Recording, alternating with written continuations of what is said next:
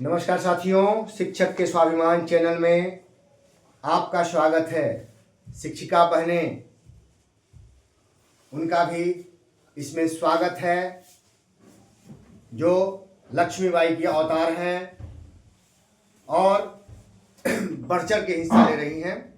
मुझे खुशी है इस बात की, क्योंकि जननी जन्मभूमिश्च स्वर्गातपि गरीयसी, जो कहे गए हैं बात, जो वाक्य कहे गए हैं पुराणों ग्रंथों में, कुरान में जो हमें सीख दी गई है, बाइबिल में जो सीख दी गई है, उन सब ग्रंथों का मैं सम्मान करता हूं और कोई ग्रंथ हमें गलत शिक्षा नहीं देता है। तो बंधुओं, हम मुद्दे पे आते हैं। बंधु, हम शिक्षक ठगी के शिकार हैं। मैं शिक्षक की बात कर रहा हूं, मैं पर्सनल किसी की बात नहीं कर रहा हूं।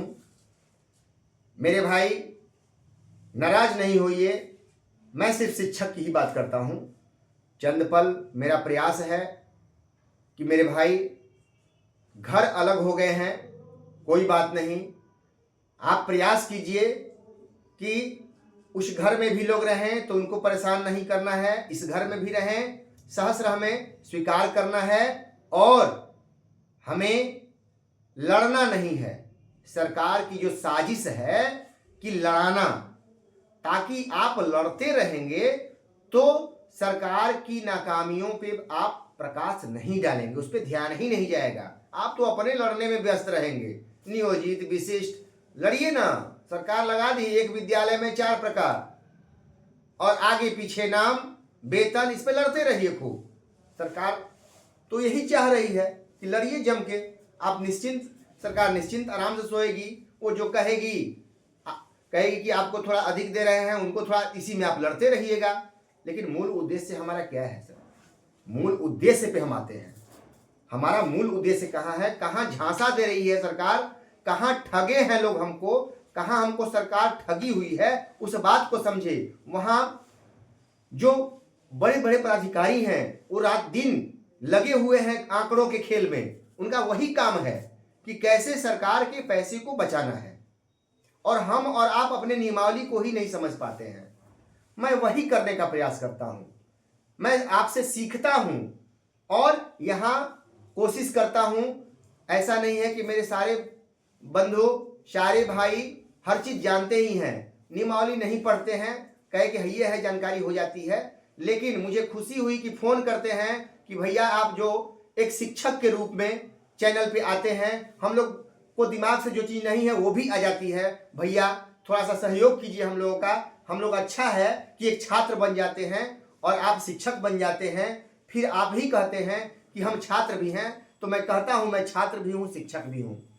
आप लोग फोन करते हैं, मैं आपसे सीखता हूं और सीख करके मंथन करता हूं और फिर यहाँ पे उसकी चर्चा करता हूं, आपसे सीखता हूं और मैं जो ज्ञान होता है उसको फिर आपके बीच बांटता हूं, फिर आपसे सीखता हूं। यही तो कर रहा हूं मैं। तो दोस्तों, कैसे हम ठगी के शिकार हैं? 3 परिवार ऐसे हमारे शिक्षक के 4 परिवार हो चुके हैं। एक नियमित, ये बीपीएससी से जो 94 और 99 बैच आया हुआ है, वो है, वो 9300 का ये वेतनमान पाते हैं। ये 9300 का वेतनमान पाते हैं।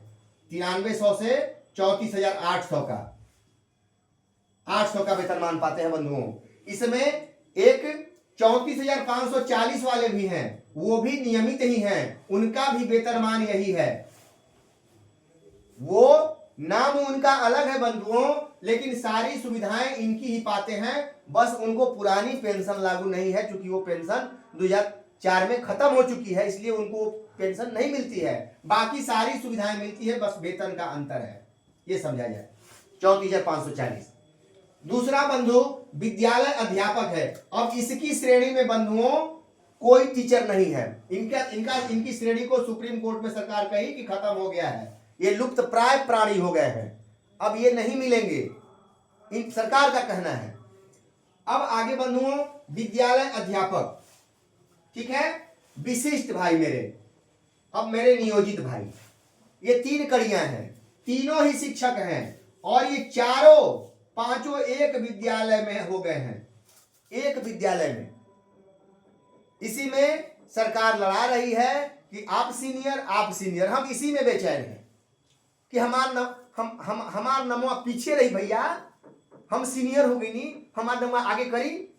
अरे क्या भाई, अरे भैया आगे कर लो, मैं तो अपने विद्यालय में कहता हूं भैया हमको सबसे पीछे रख दीजिए ना, कोई दिक्कत नहीं है, हमको क्या उससे परेशानी है, इससे क्या मिलने वाला है। अरे सरकार तो यही चाह रही है कि इसी मुद्दे पे आप खूब लड़िए, जम के लड़िए ना, उसको तो खुशी हो रही है कि चलिए हम तो लड़ा दिए हैं, आनंद, खाली मजा लो बैठ के, सरकार आनंद ले रही है।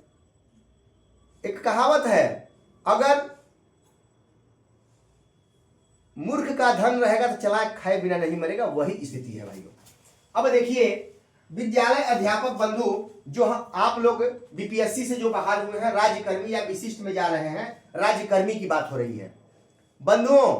राज्यकर्मी, मैं चैलेंज करता हूं कि ये राज्यकर्मी आप आगे लड़ न सके सुप्रीम कोर्ट में, हाई कोर्ट में, उसके लिए बहुत बड़ी चाल चली है सरकार ने।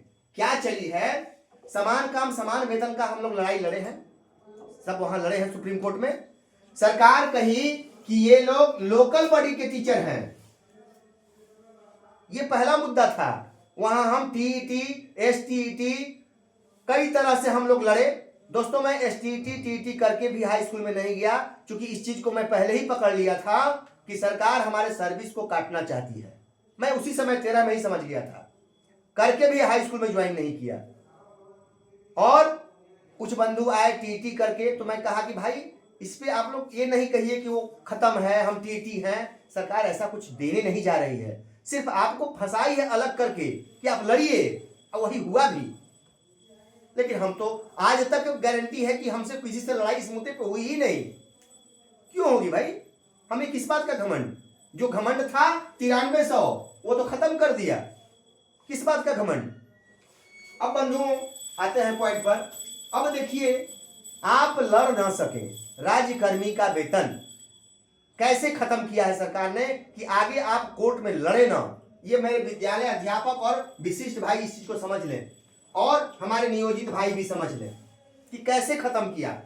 बंधु, ये जो देखिए वेतन चार्ट उठा के देखिएगा बिहार सरकार का, मैंने अपने ग्रुप में ये आल बिहार नियोजित गुरु जी में मैं डालता रहता हूं आंकड़े, तो इसमें मैंने डाला था, देखिए 5200 से 20,200 का जो ग्रेड पे है, ये ग्रेड पे 1800 का, 1800, 1900, 2000, 2400, 2800, इसको क्या की सरकार ने, पे बैंड 5200 से 20,200, इसको सरकार ने क्या किया कि इसको बदल दिया, इसको बस चेंज कर दिया, 2.57 से मल्टीप्लाई कर दिया।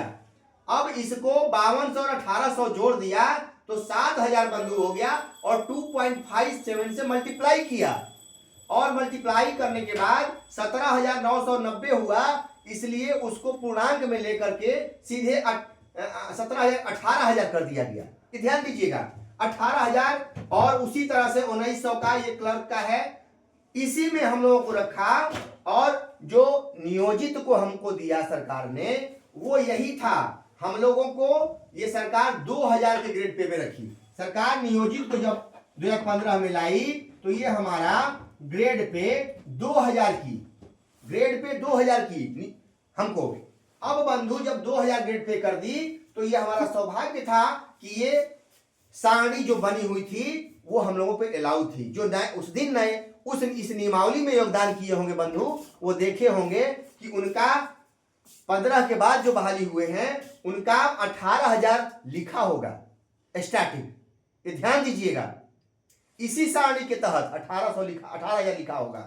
बंधु, जो भी राज्यकर्मी में, ओरिजिनल राज्यकर्मी में क्लर्क वगैरह बहाल होते हैं बंधु, अगर उनका ग्रेड पे 5200 से 20,200 है और 2400 ग्रेड पे में है तो उनका 25,500 जो सरकार हमारे बीपीएससी भाई को 25,000 दे रही है बंधु, 25,000, और यहां भी 25,000, ये 25,000 दोनों जगह, ये देख लिया जाए। 25,000 जब दोनों जगह दे दी, फिक्स कर दी 1 to 5 के लिए, तो बंधु ये 2000 का ग्रेड पे है, और इसमें बंधु ये 25,000 नहीं होगा, ये 25,000, चूंकि 2400, ये 2400 ग्रेड पे में है, 25,500 होगा बंधु। ये 500 सरकार ने आपका काट दिया, यहीं पे 500 और यहां भी 500, विशिष्ट में भी काट दिया। 500 काट करके आपको राज्यकर्मी होने से वंचित कर दिया, आपको नकली राज्यकर्मी बना दिया। बीपीएससी हो चाहे ये हो, विशिष्ट हो, दोनों को नकली राज्यकर्मी का थमा दिया। देखिए सरकार की चाल, आपको नकली राज्यकर्मी 500 काट के बना दिया। अब देखिए बंधु, अब 25,000 रुपया 500 काट दिया, इसके बाद 2800 में जाइएगा बंधु तो 29,900 है, लेकिन यहां सरकार क्या की, मिडिल को 28,000 दे दी। आप देख लीजिएगा चार्ट, 28,000 जो 6 to 8 में जाते हैं उन बंधु का 28,000 रुपया हो गया। यहां 25,000 है और यहां 28,000 है, जबकि यहां 25,500 होना चाहिए और यहां 29,200 होना चाहिए मेरे भाई, तब आप ओरिजिनल राज्यकर्मी हो जाते। वेतन में आपको काट दिया, समझिए बात को मेरे। कोई बीपीएससी भाई ये हो, इस चीज को समझें, बुरा नहीं मानेंगे मेरे भाई। आप लोग बुरा मान जाते हैं, जबकि ऐसा नहीं है। हमारा मिशन 9300 का है और मैं चाह रहा हूं कि सरकार चाहती है कि आप इसी में लड़ें। 2500, 28,000, 25,000, इसी में खूब लड़िए, 9300 पर काम खत्म हो जाएगा। अब देखिए बंधु, ये जो 6 to 8 का, ये 1 to 5 हो गया बंधु 25,000, जो कि 25,500 होना चाहिए, ये 25,500 होना चाहिए मेरे भाई। और 6 to 8 का बंधु ये हो गया 28,000, जो कि दे रही है, जो कि 29,200 देना चाहिए, तब राज्यकर्मी होते आप। और तीसरा है बंधु हाई स्कूल का 31,000 दी है, 31,000 भी इस चार्ट में कहीं नहीं है बंधु, 29,200 है। आप भैया ये हाई स्कूल का ही दिए, तो क्यों नहीं आप 29,200 दे दिए, राज्यकर्मी का होता। हमें 31,000 नहीं देते, वो देते राज्यकर्मी, तो ओरिजिनल दीजिए। अब देखिए बंधु, हाई स्कूल वालों को दे दिए 31,000, ये हाई स्कूल को बंधु 31,000 रुपया दे दिया, जबकि हाई स्कूल का अगर इसमें तो है नहीं, अब 5200 से 20,200 के ग्रेड को पार कर गया हाई स्कूल को दिया तो, लेकिन इसमें है 35,400। हाई स्कूल का वेतन 35,400 रुपया है, बल्कि हाई स्कूल नहीं कहिए बंधु, 4200 मिडिल प्राइमरी का ही वेतन है, मिडिल प्राइमरी का ही वेतन है, वो ग्रेड पे है 4200, जो प्राइमरी मिडिल में जाते हैं। 9300 वाला ये हमारा पुराना स्केल है बंधु, उसमें 35,000 प्राइमरी मिडिल को मिलता है, और हाई स्कूल को 44,900 है बंधु, जिसका 4600 ग्रेड पे है। देखिए यहां क्या चाल चली सरकार, इसमें न 35,400 दी और न ही 44,900 दी, ये क्या की 31,000 और +2 का 32,000 बंधु कर दी। ये सोचिए, यहां 32,000 रुपया +2 को कर दिया, जबकि हाई स्कूल और +2 का 44,900 रुपया है और 47,600 है बंधु, +2 का 47,600, और हाई स्कूल का ये मिडिल प्राइमरी का बंधु 9300 वाला में है, ये 9300 वाले में है, तो 9300 वाले में आपको ले ही नहीं गया। ये सारा काट करके मतलब कहने का कि आपको ओरिजिनल राज्यकर्मी से एकदम वेतन को काट दिया गया, जबकि राज्यकर्मी बंधु ओरिजिनल जाते तो आप जाते हैं आज भी, तो 5200 से 20,200 वाला में बंधु मेरे 18,000, 19,900, 21,700, 25,500, 29,200 ये वेतन है राज्यकर्मी का, और 35,400, 44,900, 47,600 कोई भी नया ज्वाइनिंग करेगा तो उसका यही बंधु वेतन बनेगा। ये आप पता कर लीजिएगा, अगर मैं गलत बोल रहा हूं तो प्रामाणिकता के साथ कहता हूं, कोई चीज बैठ के सारी चीजें मिलाता हूं, उसके बाद मैं आपसे वार्ता करता हूं। तो बंधु मेरा कहने का मतलब है कि आपको सरकार कैसे काटी है, कैसे ठगी। अब देखिए सबके वेतन को, किसी को 500, किसी को जो राज्यकर्मी का वेतन है 500, 2,000, 1,000 कम कर दिया, एक आपका फिक्स वेतन। तो आप अगर जाएंगे हाई कोर्ट में तो वही होगा, सरकार फिर कहेगी कि श्रीमान उस समय राज्य कही कि ये तो लोकल बॉडी के टीचर हैं, ये तो हम पदे समाप्त कर रहे हैं सर, उसमें है ये नहीं है, ये समान समान वेतन देने का बात ही नहीं, चूंकि राज्यकर्मी नहीं है, ये राज्यकर्मी है। ये कहा सरकार ने कि राज्यकर्मी है, इनके समानता की बात ही नहीं, क्योंकि लोकल बॉडी के हैं। आज क्या कहेगी सरकार, क्योंकि आज तो राज्यकर्मी कह दी, आज राज्यकर्मी आपको कह रही है कि ये राज्यकर्मी है, लेकिन बंधु वेतन में काट दी। कल हाई कोर्ट सुप्रीम कोर्ट में पुनः जानती के लोग लड़ेंगे, इसीलिए इसको काटा गया है कि आप कल कहेगी कि श्रीमान हम इनको पूर्ण राज्यकर्मी में नहीं रखे हैं, ये तो राज्यकर्मी नहीं है सर, इनका एक अलग स्ट्रक्चर है, वो तो समाप्त कर दिए। राज्यकर्मी कहाँ है, देखा जाए श्रीमान कहीं भी राज्यकर्मी में ये वेतन है, हमने ये वेतन हम राज्यकर्मी के इनको नहीं देते हैं, कि अर्ध राज्यकर्मी है, उस दिन कहेगी सरकार अर्ध राज्यकर्मी। इस बात को समझिए। एक दिन आपको याद होगा बंधु, चुनाव आयोग का मामला था, उसमें चुनाव आयोग ने कहा था कि आप इनको चुनाव में नहीं लगाइए, ये लोकल बॉडी के हैं।